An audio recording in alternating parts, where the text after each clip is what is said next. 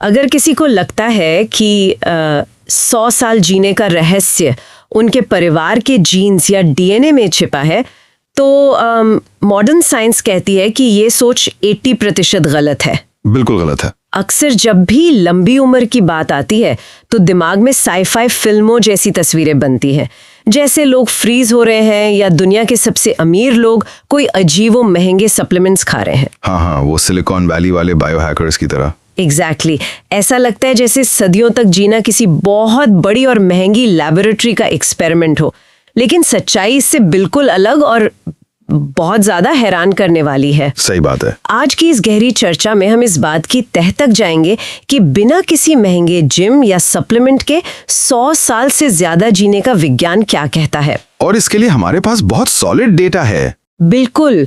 Harvard university से लेके world health organisation की रिसर्च और दुनिया के सबसे लंबी आयु वाले इलाकों यानी जिन्हें ब्लू जोन्स कहा जाता है, उनका डेटा एक बिल्कुल अलग ही कहानी सुनाता है। एकदम अलग कहानी। हमारा मकसद आज ये जानना है कि लंबी आयु का नतीजा कोई महंगा बायोहैक नहीं, बल्कि रोजमर्रा की छोटी छोटी आदतें हैं, और खास तौर पे 35 से 45 साल की उम्र के बीच किए गए बदलाव बायोलॉजी को पूरी तरह बदल सकते हैं। ये सबसे क्रूशल आयु होती है। अगर इसको एक सीधे उदाहरण से समझें तो ये हेल्थ के लिए एक लो कॉस्ट सिप यानी सिस्टमैटिक इन्वेस्टमेंट प्लान जैसा है।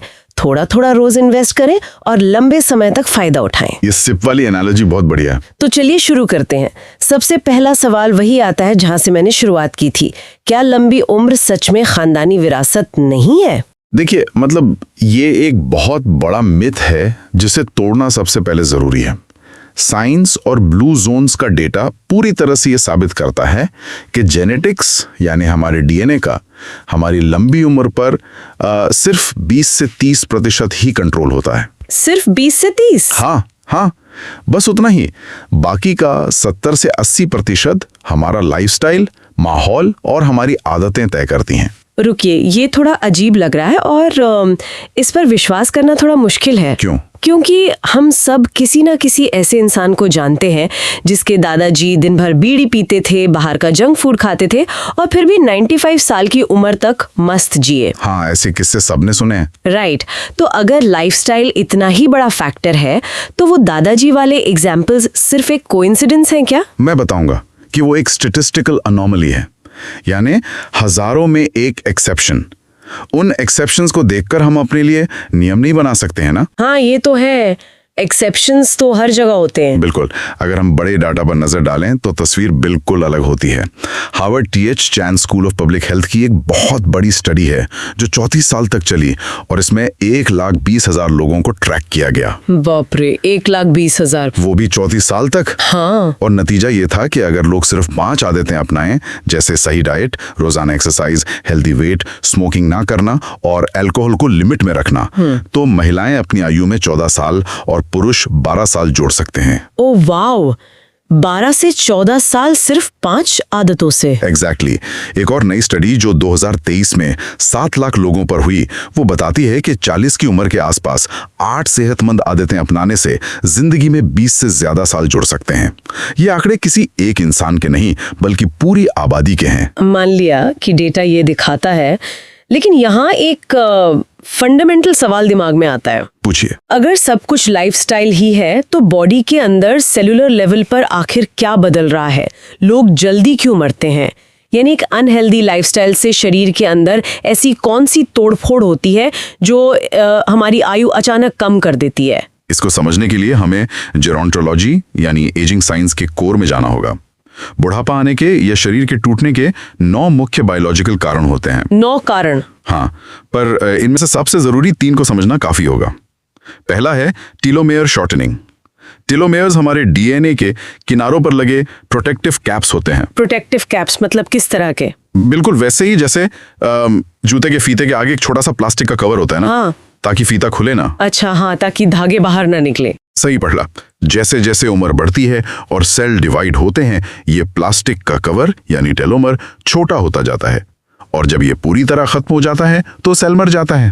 ओके, तो फीते का कवर घिस रहा है।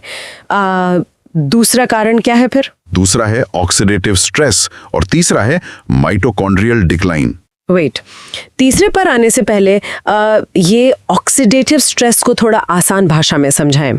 ऑक्सीडेटिव स्ट्रेस को ऐसे समझिए जैसे लोहे में जंग लगना।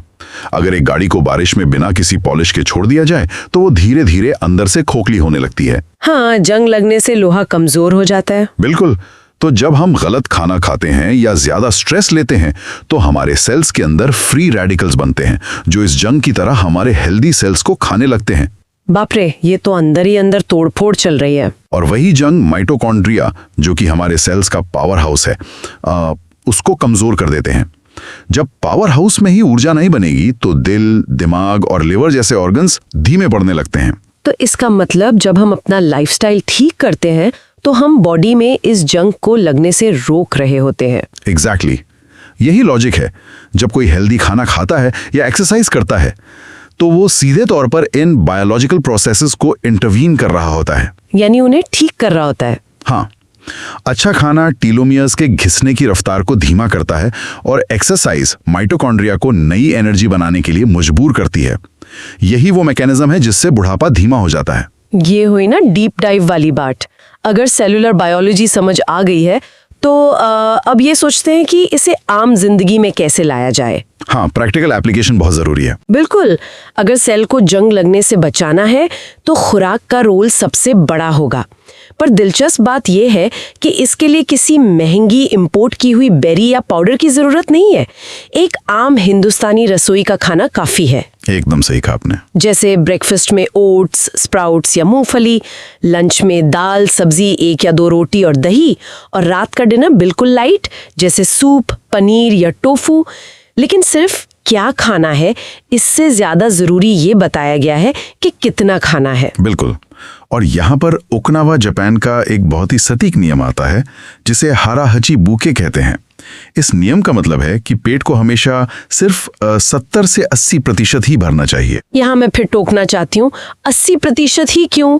हमारी आदत होती है कि जब तक गले तक खाना ना आ जाए या सासू माँ 2 रोटी और न खिला दें तब तक हम रुकते नहीं। हाँ, ये हमारे कल्चर में काफी आम है। राइट। तो पेट को थोड़ा खाली छोड़ने के पीछे की बायोलॉजी आखिर क्या है? इसके पीछे का विज्ञान ऑटोफैजी कहलाता है। जब हम पेट भरकर या ओवर ईटिंग करते हैं तो हमारा शरीर लगातार उस खाने को पचाने में ही अपनी पूरी एनर्जी लगा देता है। इंसुलिन का लेवल हमेशा हाई रहता है। अच्छा, तो शरीर को आराम नहीं मिलता? नहीं मिलता। लेकिन जब पेट को थोड़ा खाली छोड़ा जाता है और बॉडी को नया खाना पचाने का स्ट्रेस नहीं मिलता तो शरीर एक क्लीनिंग मोड में चला जाता है। ऑटोफैजी का मतलब ही है खुद को खाना। खुद को खाना, ये थोड़ा डरावना लग रहा है सुनने में। डरावना नहीं, ये बहुत फायदेमंद है। शरीर के अंदर जो पुराने, खराब या अधमरे सेल्स होते हैं, बॉडी उन्हें तोड़कर उनकी एनर्जी को नए सेल्स बनाने में यूज करती है। ये एक नेचुरल डिटॉक्स प्रोसेस है। ओह, आई सी। तो ये एक रिसाइकलिंग सिस्टम जैसा है। एग्जैक्टली। अगर पेट हमेशा भरा रहेगा तो ऑटोफैजी कभी ऑन ही नहीं होगी और खराब सेल्स बॉडी में कचरे की तरह जमा होते रहेंगे जो बाद में कैंसर या दूसरी बीमारियों का रूप ले लेते हैं। ये तो सच में माइंड ब्लोइंग है।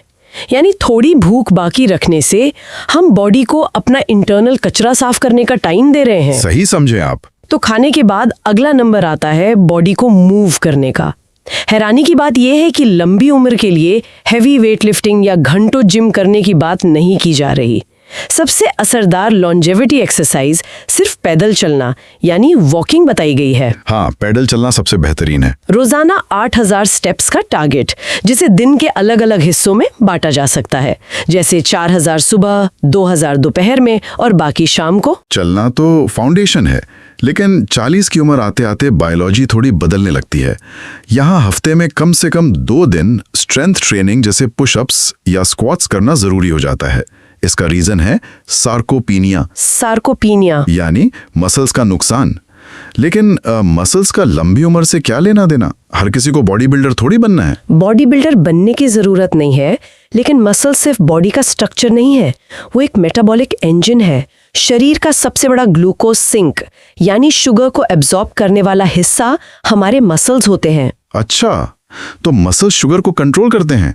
जी हाँ, जैसे जैसे उम्र बढ़ती है और मसल्स गलने लगते हैं, बॉडी में शुगर को एब्जॉर्ब करने की जगह कम हो जाती है, जिसके नतीजे में डायबिटीज और मेटाबॉलिक सिंड्रोम होता है। ओह, तभी 40 के बाद शुगर की प्रॉब्लम ज्यादा होती है। बिल्कुल।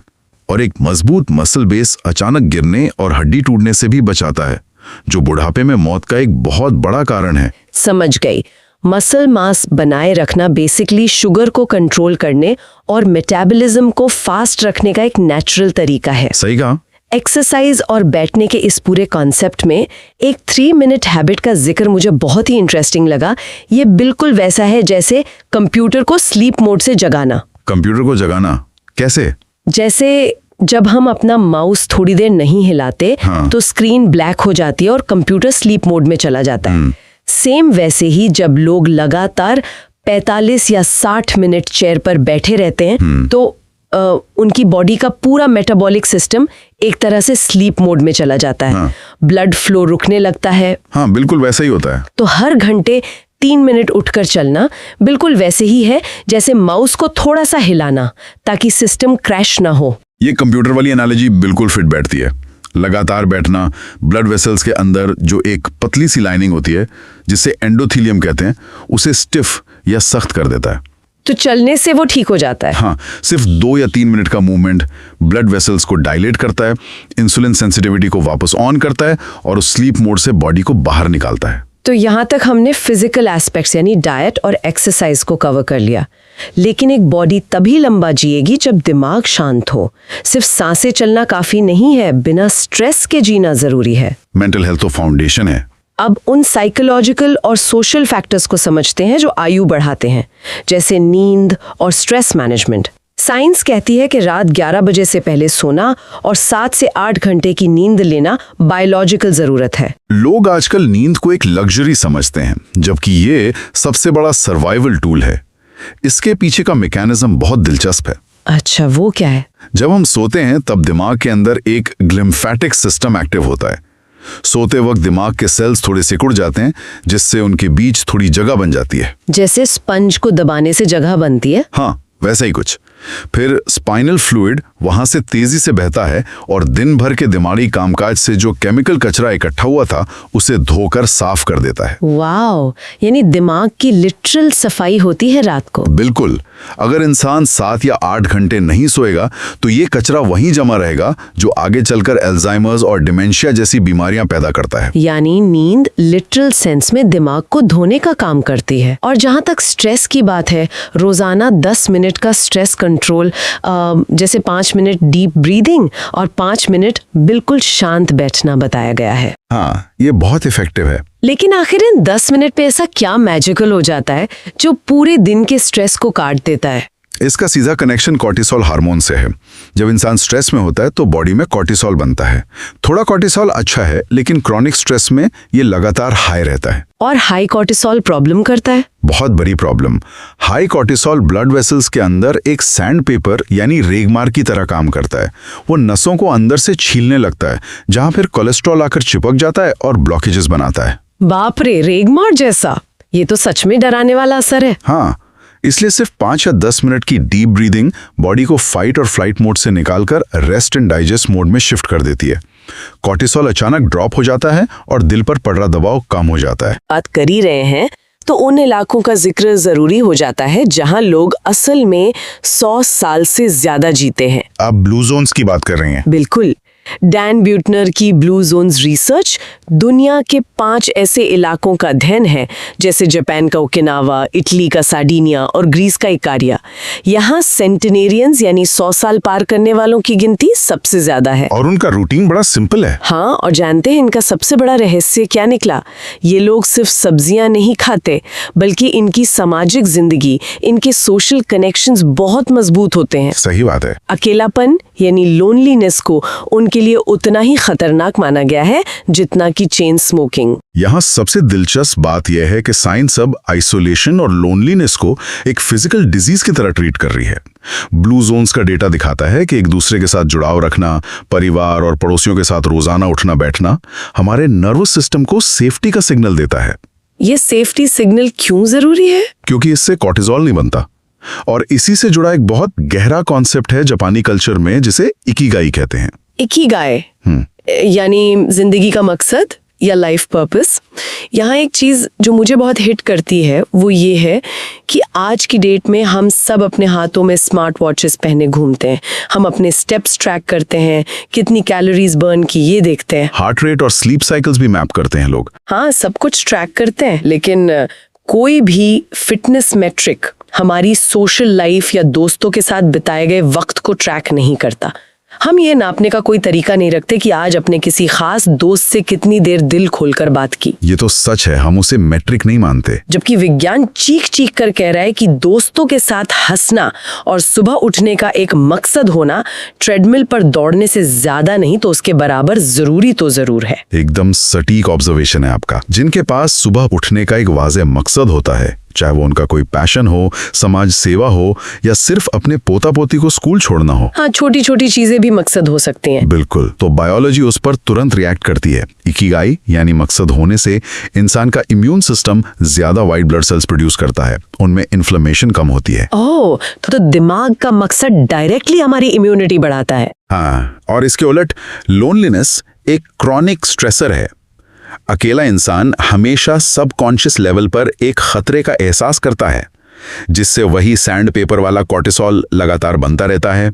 इसलिए सोशल बॉन्ड लिटरली एक दवाई की तरह काम करता है। तो क्या ये सब आंकड़े, रिसर्च पेपर्स और ब्लू जोन्स के नियम आज की इस भागदौड़ भरी मॉडर्न जिंदगी में प्रैक्टिकली लागू हो सकते हैं? आराम से हो सकते हैं। आइए देखते हैं उन लोगों को जो मॉडर्न दुनिया की तेज रफ्तार के बावजूद फिट हैं, जैसे हमारे कुछ वेल नोन सेलिब्रिटीज। अक्सर लोगों को लगता है कि ये सेलिब्रिटीज 60 या 70 की उम्र में इतने फिट इसलिए हैं क्योंकि उनके पास बेशुमार पैसा है या महंगे ट्रेनर्स हैं।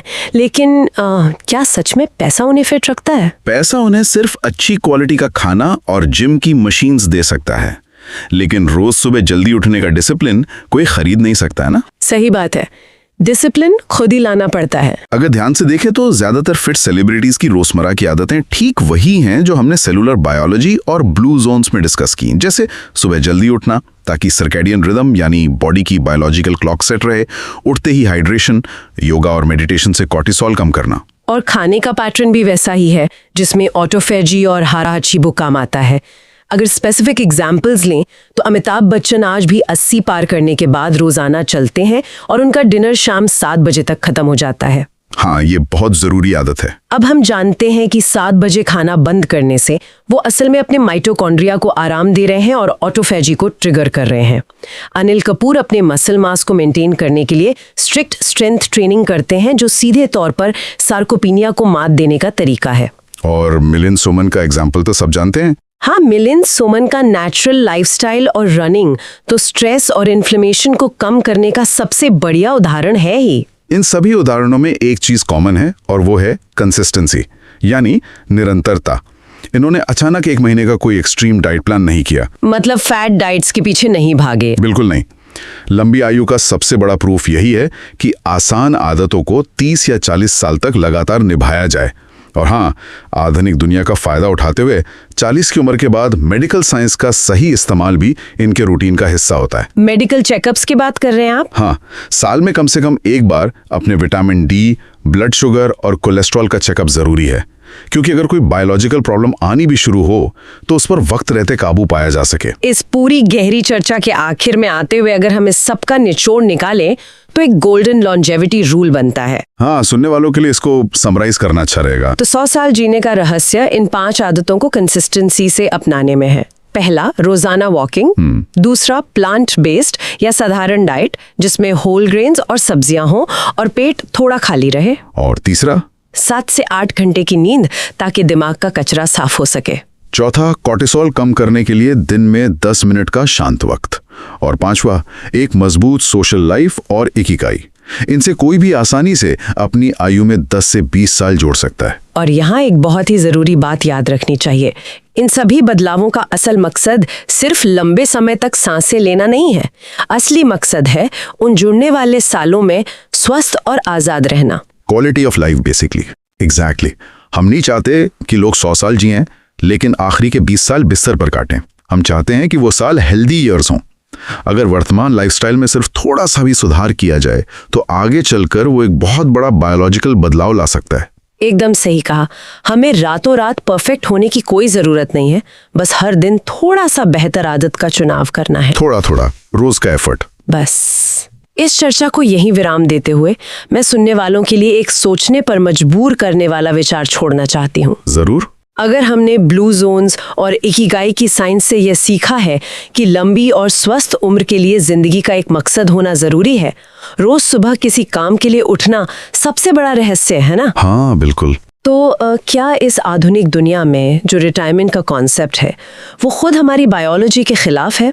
ये आइडिया कि 60 की उम्र आते ही सब कुछ छोड़ दो, कोई काम मत करो और बस आराम करो, क्या ये पूरी तरह से रिटायर होना जाने अनजाने में हमारी लंबी आयु के उस मकसद को, उस इकिगाई को कमजोर तो नहीं कर रहा? इस सवाल पर जरूर सोचिए।